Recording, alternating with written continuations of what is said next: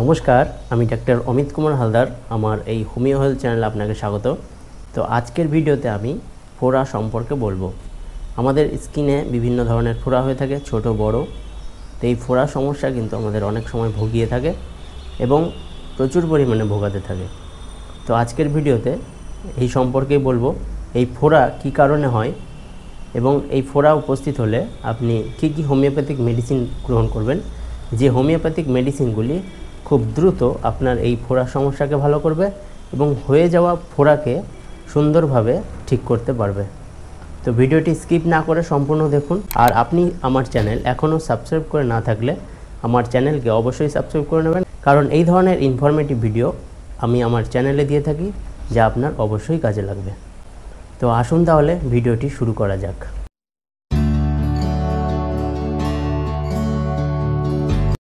আমাদের স্কিনে যে রোমকূপ থাকে, সেই রোমকূপের তলায় থাকে আমাদের ঘর্মগ্রন্থি।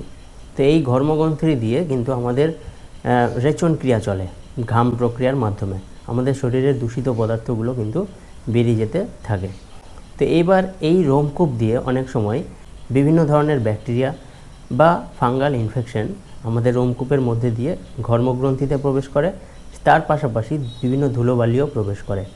তো এই ব্যাসিলাস অর্থাৎ ব্যাকটেরিয়াগুলো অনেক সময় সেখানে কিন্তু ইনফেকশন ছড়ায় এবং সেই ইনফেকশন ছড়াচ্ছে বা দেখা যায় যে সেই ব্যাসিলাসগুলো সাথে আমাদের যে WBC আছে, অর্থাৎ যে আমাদের যে দেহের সৈনিক, তাদের একটা সংঘর্ষ তৈরি হয় এবং এই সংঘর্ষে অনেক আমাদের শরীরের কোষ মারা যায় এবং সেখানকার সেই মৃত কোষগুলোই পরবর্তীতে পুঁজ আকারে বেরিয়ে আসে।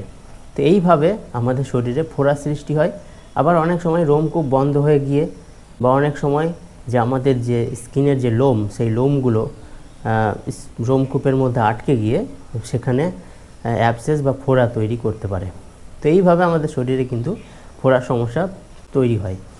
তো এই ফোড়ার সমস্যা যখন হয় তখন কিন্তু আমাদের প্রচুর পরিমাণে ভোগায়, সেই জায়গাটা লাল হয়ে যায়, সেখানে প্রচুর পরিমাণে একটা গরম ভাব থাকতে পারে, একটা জ্বালা হতে পারে, প্রচুর পরিমাণে ব্যথা হতে পারে, একটু স্পর্শ করলেই মনে হচ্ছে যেন প্রাণটা বেরিয়ে যাবে, এরকম ব্যথা হতে পারে। এর পাশাপাশি দেখা যাবে যে আপনি মুভমেন্ট করতে পারবেন না। যদি আপনার পায়ে হয় বা হাতে হয় বা যেখানেই হোক না কেন শরীরে, সেই জায়গাগুলোতে মুভমেন্ট করলেই, সরানোড়া করলেই কিন্তু প্রচুর ব্যথা হতে পারে। এবং দেখা যায় এই ফোড়ার সমস্যাগুলো আপনার যে জায়গাগুলো ঢাকা থাকে সেই জায়গাগুলোতেই বেশি হয়। আপনার জাং, আপনার বাটক্স অর্থাৎ নিতম্বে, কিংবা কুচকি এরিয়াতে বা বগল এরিয়াতে বা গলার যে ভাঁজগুলো আছে সেই ভাঁজে, তারপর আপনার হাতের যে ভাঁজগুলো আছে সেই ভাঁজে অনেক সময় হয়। আবার অনেকের দেখা যায় যে হাতের তালুতেও কিন্তু এই ফোড়া হয়ে থাকে। যে যখন আমাদের হাতের তালুতে ফোড়া হয় তখন কিন্তু চরম পরিমাণে কষ্ট পায় সেই রোগী এবং সেই ফোড়া কিন্তু অনেকের দেখা যায় যে ক্রমাগত হতে থাকে। একটা হলো, ভালো হলো, পাশে আর একটা তৈরি হলো। তো এই ক্রমাগত ফোড়ার সমস্যাকেও এই হোমিওপ্যাথিক মেডিসিন ভালো করে এবং আপনার যদি ফোড়া হয়ে থাকে সেক্ষেত্রেও কিন্তু এই হোমিওপ্যাথিক মেডিসিনগুলি ভালো করে।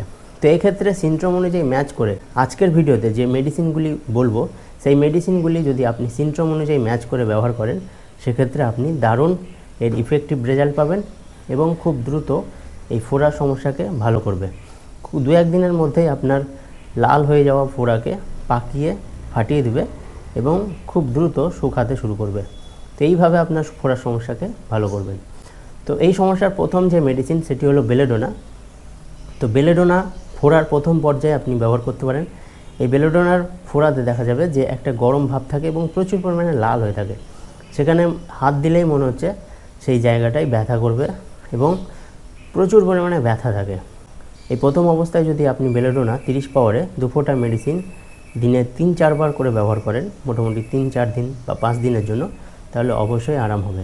পরের যে মেডিসিন সেটি হলো হিপারসাল্প। হিপারসাল্প মেডিসিনটিকে ফোড়ার সমস্যায় কিন্তু ফ্রিকুয়েন্টলিভাবে ব্যবহার করা হয়। সে যে ধরনের ফোড়া হোক, ছোট বড় মাঝারি যে ধরনের ফোড়া হোক না কেন, হিপারসাল্পকে ব্যবহার করা হয়। হিপারসাল্প 2টো পটেন্সিতে ব্যবহার করা হয়। ফোড়ার প্রথম অবস্থায় দেখা যাচ্ছে যে আপনি ফোড়াটাকে বসাতে চাইছেন, বের করতে চাইছেন না, বা বসাতে গেলেও কোনো অসুবিধাও না, সেক্ষেত্রে আপনাকে হাই পটেন্সি ব্যবহার করতে হবে। এবং দেখা যাচ্ছে যে ফোড়ার অবস্থা 2-3 দিন হয়ে গেছে এবং খুবই যন্ত্রণা করছে, সেই ফোড়াটাকে পাকিয়ে বের করতে হবে।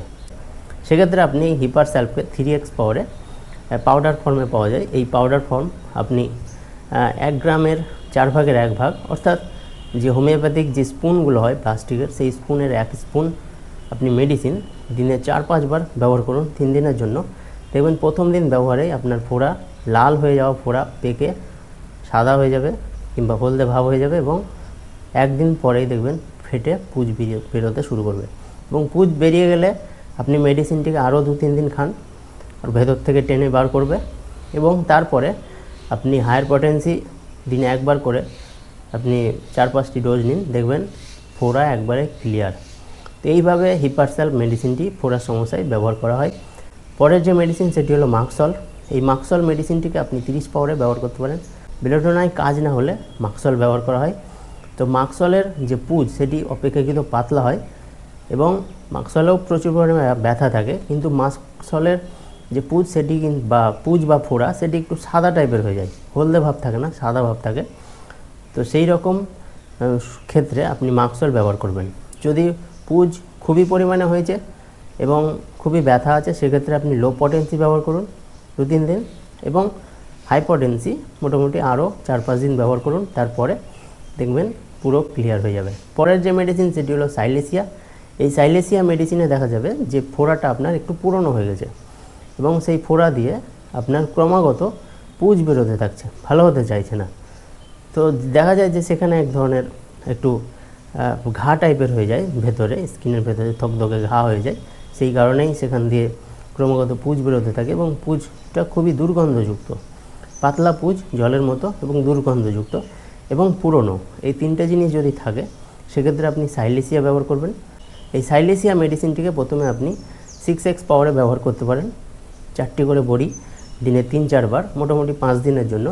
তারপরে আপনি 30 পাওয়ারে দিনে 1 বার আরও 5 দিনের জন্য ব্যবহার করতে পারেন। তো এইভাবে আপনার ফোড়ার সমস্যাকে সাইলেসিয়ার মাধ্যমে ভালো করতে পারেন। তো সাইলেসিয়ার পেশেন্টদের একটা মাথায় রাখতে হবে, যদি তাদের শরীরে কোনো স্টেন বসানো থাকে, অর্থাৎ যে কোনো মেটাল জাতীয় পদার্থ, সে হাড় প্রতিস্থাপনে হোক বা আপনার হার্টে এনজিওগ্রাম করা হোক, তো যে কোনো ক্ষেত্রে যদি কোনো মেটাল প্রতিস্থাপন করা থাকে, সেক্ষেত্রে আপনি এই সাইলেসিয়া মেডিসিনটিকে অ্যাভয়েড করবেন, ব্যবহার করবেন না। পরের যে মেডিসিন সেটি হলো সালফার। এই সালফার মেডিসিনটিকেও আপনি 30 পাওয়ারে ব্যবহার করবেন। এই সালফারের ফোড়াও কিন্তু একটু পুরনো, অনেক দিনের পুরনো হয়ে যায়, সহজে ভালো হতে চায় না, এবং এই সালফারের পেশেন্টদের ফোড়া কিন্তু বারবার হতে থাকে।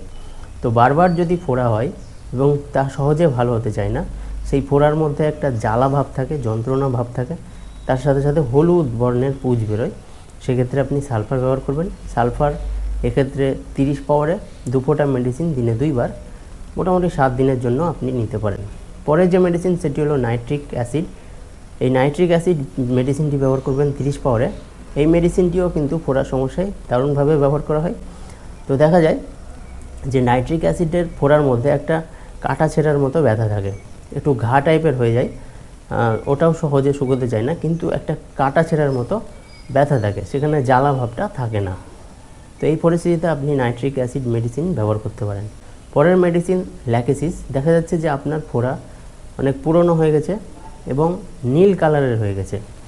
তো পুরনো নীল কালার, অর্থাৎ সাইডগুলো একবারে নীল, পুঁজ বেরোচ্ছে, গায়ের মতো হয়ে গেছে, সেক্ষেত্রে আপনি ল্যাকেসিস 200 পাওয়ারে আপনি সপ্তাহে 2 থেকে 3টি ডোজ, কয়েকটি ডোজ নিলেই কাজ হবে। দেখা যাচ্ছে যে আপনার ফোড়া ক্রমাগত বারবার হয়ে যাচ্ছে, ভালো হচ্ছে আবার হচ্ছে, এবং বছরের একটা সময় আপনাকে ফোড়াতে ভোগাবে, সে গরমের দিনে হোক বা শীতের সময় হোক।